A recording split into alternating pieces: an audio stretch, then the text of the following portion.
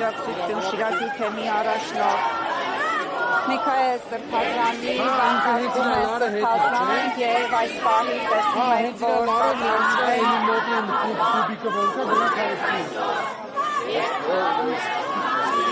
այստեղ հնչում է տերունական աղոթքը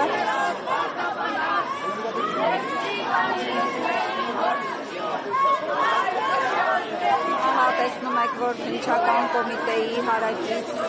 հատվածում գտնվող շենքի պատշգամբում քաղաքացիները ևս միացել են տերունական աղոթքին